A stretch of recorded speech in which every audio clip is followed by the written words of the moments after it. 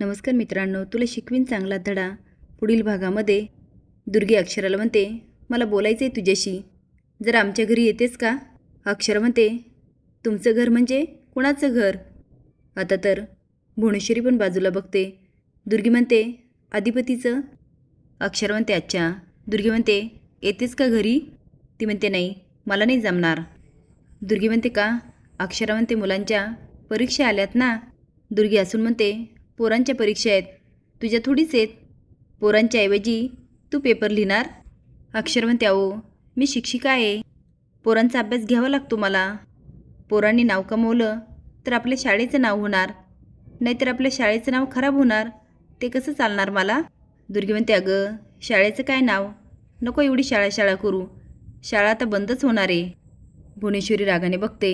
दुर्गी जीभ काढते. अक्षर म्हणते, शाळा बंद होणार आहे? शाळा जर बंद झाली तर मग काय, संपलं सगळं. दुर्गी म्हणते, म्हणजे? अक्षर म्हणते, आपल्याला भेटायला काही कारणच उरलं नाही ना. दुर्गी म्हणते, अगं, असं कसं म्हणतेस तू? तुझं इकडं लगीन झालं आहे ना. अक्षय म्हणते, पण तुम्ही मला नोटीस पाठवली. आता भुवनेश्वरीला तिची चूक कळते. दुर्गी म्हणते, अगं पुरी, अशा नोटीशी फिटीशी पाठवून काय नात्याचा निकाल लागतो वे? अक्षर म्हणते, नाही लागत का? दुर्गी म्हणते, नाही ग नाही, ती काय खरी नोटीस आहे वे? आता मात्र भुवनेश्वरीचे होशच उडतात. अक्षरा म्हणते, म्हणजे नोटीस खोटी का? आता दुर्गीला काय बोलावं तेच कळत नाही. अक्षरा म्हणते, हॅलो, ती नोटीस खोटी का? दुर्गी म्हणते, अगं, तू काय सगळं आता फोनवरच बोलणार आहेस का? ती अक्षराला खूप लाडीगुडी लावत असते. अक्षर म्हणते, मॅडम, मी कशी येऊ घरी? दुर्गी म्हणते, रिक्षाने ये, नाहीतर मी तुला गाडी पाठवू का? चालतंय. अक्षर म्हणते, मॅडम, मी गाडीने तरी कशी घरी येऊ? दुर्गी म्हणते, म्हणजे? अक्षरा म्हणते, म्हणजे संक्रांतीच्या दिवशी तुम्हाला माझ्याच घरून हाकलून दिलं होतं, मला ढकलून बाहेर काढलं, माझ्या बाबांना ढकललं आणि मला सांगितलं होतं, पुन्हा कधी आम्हाला ह्या घरी तोंड दाखवू नकोस. हे ऐकून चारुहासचे होशच उडतात. आता दुर्गी आणि भुवनेश्वरीला आठवतं, अक्षराने बाबा घरी आल्यानंतर त्यांनी काय हालत केली होती. दुर्गी म्हणते, आहे का आता? तू अजून तेच धरून बसली वे? सोड की आता. मी किनी त्या दिवशी रागाच्या भरात बोलून गेली असल. तू एक काम कर, ये घरला, आपण बसून बोलूया. आता ते समद मनातून काढून टाक. अक्षर म्हणते, मॅडम, सगळं कसं विसरून जाऊ? तुम्ही मला बोलला असतात तरी चाललं असतं, पण रागाच्या भरात तुम्ही माझ्या बाबांना नको नको ते बोललात. तुम्ही ढकललं त्यांना, त्यांच्या अंगावर धावून गेलात. हे कसं ऐकून घेऊ मी? मी किती वेळा तुम्हाला सांगितलं, मला अधिपतींशी बोलू द्या, मला घरात जाऊ द्या. मी किती विनवण्या केल्या, पण तुम्ही माझं काही ऐकलंच नाही. तेव्हा म्हणाल्या, कधीच या घरामध्ये तोंड दाखवू नकोस, आणि आता घरी पुन्हा बोलवतायत. वार बदलतात तशा बदलता का तुम्ही? दुर्गी म्हणते, नाही ग, तू घर सोडून गेल्यानंतर आम्हाच नाही कळालं, तुझ्याशिवाय घराला घर पण नाही. तू घरी ये, आम्हाला तुझं तोंड बघायचं आहे. पण अक्षर मात्र चांगलीच झापते आणि म्हणते, मला नाही जमणार घरी यायला, सॉरी, मी नंतर बोलते. दुर्गी म्हणते, अगं ऐक की, हॅलो ताई, हिने फोन ठेवला. बया. चौरस म्हणतो, अक्षरा, हे काय आहे? ती म्हणते, काय बाबा? तो त्या नालायक बायकांनी तुला संक्रांतीच्या दिवशी घराबाहेर काढलं, हे तू मला का नाही बोललीस? दुर्गी म्हणते, बया ताई, बघितलंस तिचं ते टेचात बोलणं, तिचा काय ते तोरा? ताई, तू बघितलं ना, मी तिच्याशी किती चांगलं बोलते आणि ती वाकड्यातच शिरतीये. दुर्गी गोंधळ घालत असते. भुवनेश्वरी म्हणते, दुर्गे, आम्ही जे ऐकलं ती पुन्हा कॅसेट वाजू नकोस.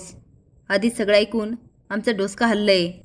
दुर्गी म्हणते, ताई, मी म्हणलं होतं कशापायी तिला फोन लावायचा, पण तू ऐकलंच नाही. दुर्गी आता खूप बोलत असते आणि म्हणते, मला तर वाटलं होतं तिला म्हणावं, आमच्या घरला तू येऊच नको, तिकडच्या तिकडंच तुझं तोंड काळं कर. भुवनेश्वरी म्हणते, दुर्गे, असं जर बोलली ना तर आम्हाला तुझं तोंड काळं करावं लागल.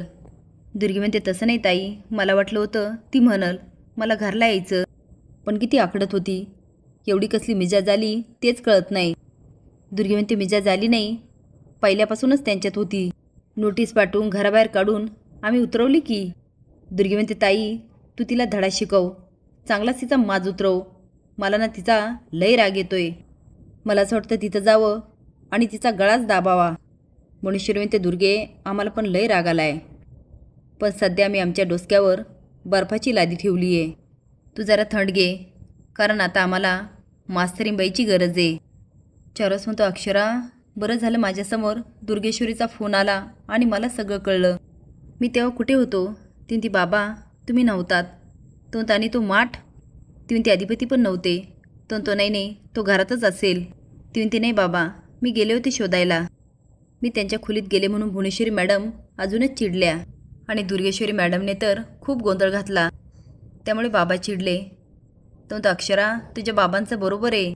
त्यांच्या जागेवर मी असतो ना, त्या बायकांच्या डोक्यात काठीच घातली असती. हे सगळं तुझ्याबरोबर हात जोडून म्हणतो, मला माफ कर. दुर्गे खूप काही बोलत असते. भुवनेश्वरी ते दुर्गे किती वेळा सांगितलं, भिंतीला पण कान असतात. ती म्हणती, ताई तुला खरंच वाटतं का मोठे मालक तुझ्याशी लग्न करतील? भुवनेश्वरी म्हणते, मोठे मालक जे म्हणतात ना ते करणार आणि आम्ही त्यांना शब्द दिला तो आम्ही पाळणार. दुर्गे बोलायला लागते.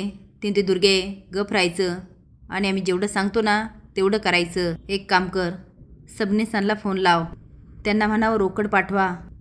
आपल्या मिठाईवाल्याकडे जा आणि त्याच्याकडं असल नसल तेवढी सगळी मिठाई घेऊन ये आणि असं आयऱ्याचं मोठं ताट तयार कर आणि समद करायला तुझ्याकडं अर्धा तास आहे. ती निघून जाते. दुर्गे म्हणते, बया बया बया, काय म्हणावं या बाईला? ही लग्नासाठी एवढी आतुर झाली या की आता त्या मास्तरीचे पाय धरायला लागली या. आता कुठे गेला याचा चोरा? मोडी पण वाकणार नाही म्हणत होती, आता कशी झुकली? चारोस अक्षराशी बरंच काही बोलतो. अक्षर ते, बाबा मी एकदा घरात आली ना, मी अधिपतींना सगळं सांगणार. तो तुला काय वाटतं, तो विश्वास ठेवणार? तो अक्षरा आता बास, आपण तिला धडा शिकवायचा. तो भुवनेश्वरीबद्दल बरंच काय बोलतो. ती बाबा ह्या सगळ्याआधी मला अधिपतींना काहीतरी महत्त्वाचं सांगायचं आहे. तो अक्षरा तिची हिंमत कशी झाली माझ्या सुनेला घराबाहेर काढायची? मी तिला जाब विचारणार, आत्ता विचारणार. तो जायला लागतो. ती बाबा थांबा. इकडे अधिपतीला आठवतं अक्षरा बोललेली, अधिपती आमचा तुमच्यावर जीव आलाय. त्याच्याच भाषेत अक्षराने त्याला प्रपोज केलेलं असतं. तेवढे तोंकार येतो आणि म्हणतो, अधिपती आता विचार बंद, कृती कर. अधिपती म्हणतो, कधी एकदा त्यासनी भेटतोय असं झालंय. आंबाबाई काय झालं आमचं बघताय ना, भेट घडून आणा आमची. दुर्गी सगळं सामान आणते आणि म्हणते, ताई बघ की सामान सगळं आहे ना? भुवनेश्वरी म्हणते, एक कमी आहे. जाती ड्रावरमधून पैसे काढते आणि त्यावर बंडल ठेवती. दुर्गे म्हणते, ताई एवढे पैसे? अगं तिची लायकी तरी का?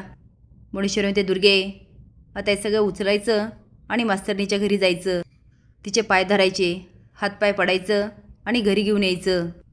दुर्गे म्हणते, ताई मला काही इज्जत बिज्जत आहे की नाही? भुवनेश्वरी म्हणते, नाही, जेवढं सांगितलं तेवढं करायचं. तू आज संध्याकाळपर्यंत मास्तरणीला घरी आणलं ना, तू म्हणशील ते आम्ही देऊ. असेच नवीन अपडेट जाण्यासाठी लाईक आणि सबस्क्राईब करा. धन्यवाद.